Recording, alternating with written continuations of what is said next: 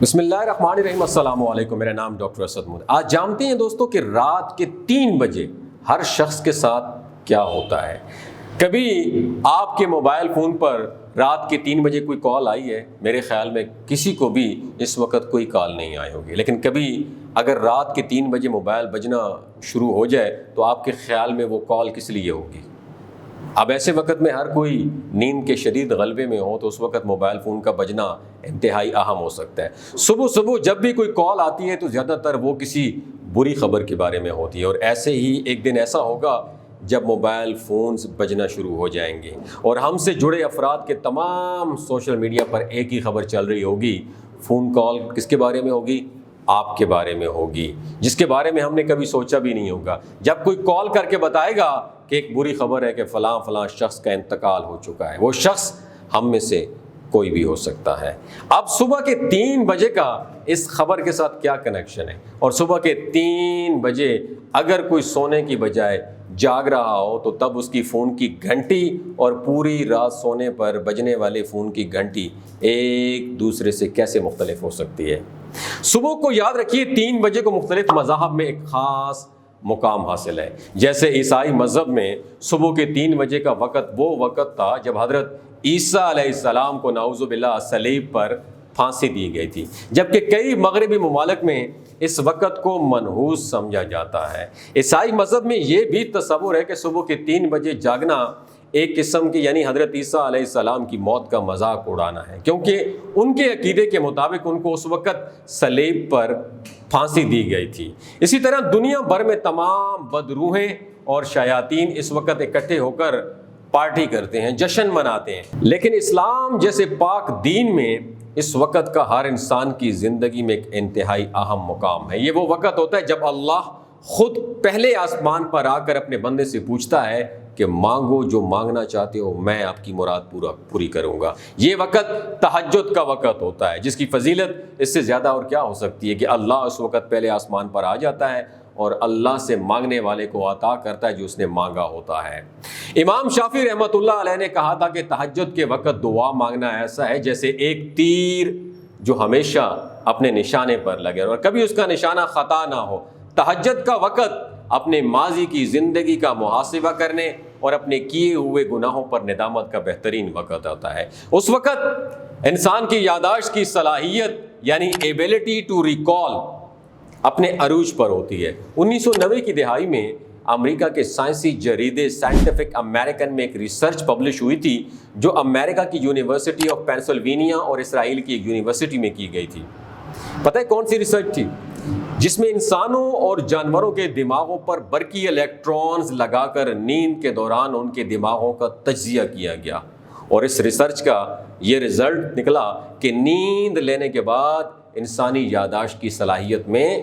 اضافہ ہوتا ہے۔ اس لحاظ سے رات کی آخری گھڑیوں میں جب بندہ نیند سے بیدار ہو کر تہجد کی نماز ادا کرتا ہے تو دعا کے دوران اپنی ماضی کی کوتاہیوں کو رات کی خاموشی میں بآسانی یاد کر سکتا ہے، اسی پر ندامت کے آنسو بہا کر اللہ کے حضور گڑ گڑا کر معافی مانگ سکتا ہے اور آئندہ کے لیے اپنے گناہوں سے صدق کے دل سے توبہ کر سکتا ہے۔ اسی قسم کے لوگوں کے متعلق اللہ تعالیٰ ارشاد فرماتے ہیں کہ یہ وہی لوگ ہیں جو کہتے ہیں کہ اے ہمارے رب، ہم یقیناً ایمان لے آئے ہیں، سو ہمارے گناہ معاف فرما دے اور ہمیں دوزخ کے عذاب سے بچا لے۔ یہ لوگ صبر کرنے والے ہیں اور قول و عمل میں، قول و فعل میں سچائی والے ہیں اور ادب و آداب میں جھکنے والے ہیں اور اللہ کی راہ میں خرچ کرنے والے ہیں اور رات کے پچھلے پہر اٹھ کر اللہ تعالیٰ سے معافی مانگنے والے ہیں۔ ریسرچرز نے یہ معلوم کیا کہ عشاء کی نماز کے بعد سونے سے دماغ کی میموری شارپ ہوتی ہے اور تہجد کے وقت جاگنے پر ایک انسان کا دماغ پورے دن میں سب سے زیادہ ایکٹیو ہوتا ہے اور اسے ماضی کی وہ باتیں بھی یاد رہتی ہیں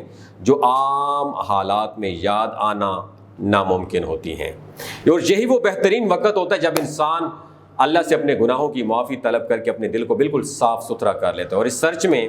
یہ جو ریسرچ تھی اس میں یہ بھی بتایا گیا کہ تہجد کے وقت ایک انسان کا دماغ ہر قسم کے پریشر، ہر قسم کی سٹریس اور ہر قسم کی ڈپریشن اور پریشانیوں سے پاک ہوتا ہے، اور اس کی سوچ میں ہمیشہ مثبت خیالات آتے ہیں،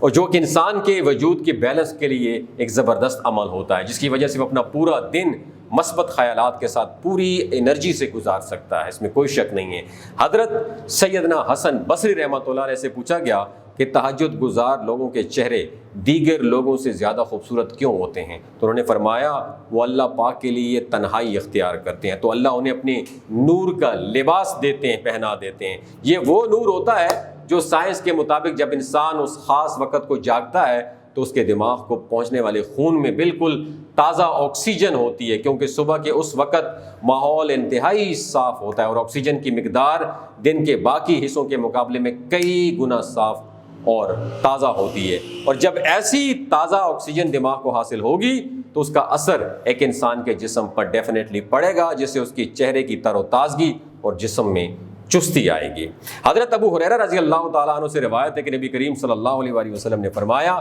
جب رات کا تہائی حصہ باقی رہ جاتا ہے تو اللہ آسمان سے دنیا پر اترتا ہے اور فرماتا ہے کہ کوئی میرے حضور دعا کرنے والا ہے تو میں اس کی دعا قبول کروں، یا کوئی سوال کرنے والا ہے تو میں اس کا سوال پورا کروں، کوئی بخشش چاہنے والا ہے تو میں اسے بخشش دوں، اور اس میں کوئی شک نہیں تہجد کے وقت اٹھنا جسم میں بیماریوں کو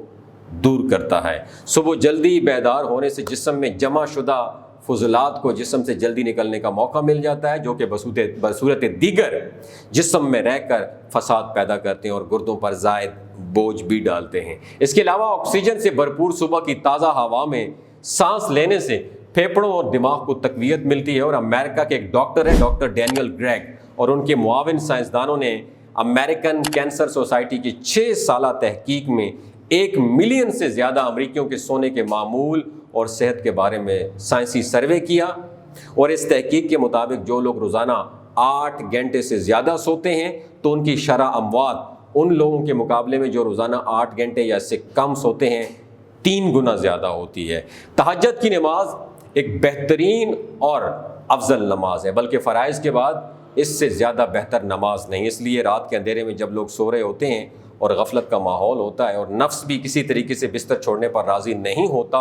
ایسے میں اگر کوئی شخص اپنی نیند اور آرام اور راحت کو چھوڑ کر اللہ کے حضور کھڑا ہوتا ہے تو یہ بندے کی جانب سے بہت بڑی قربانی ہوتی ہے، اور جب قربانی بڑی ہوگی تو رب کی مہربانی بھی بڑی ہوگی۔ اگر یہ ویڈیو آپ کو اچھی لگی ہو دوسروں کے ساتھ ضرور شیئر کیجیے۔ اللہ تعالیٰ ہمیں نماز تہجد کی پابندی نصیب فرمائے، اور آخر میں درود شریف پڑھ کے اس ویڈیو کو ضرور شیئر کیجیے گا۔ اپنا اور اپنے ساتھ جڑے رشتوں کا خیال رکھیے۔ اللہ حافظ۔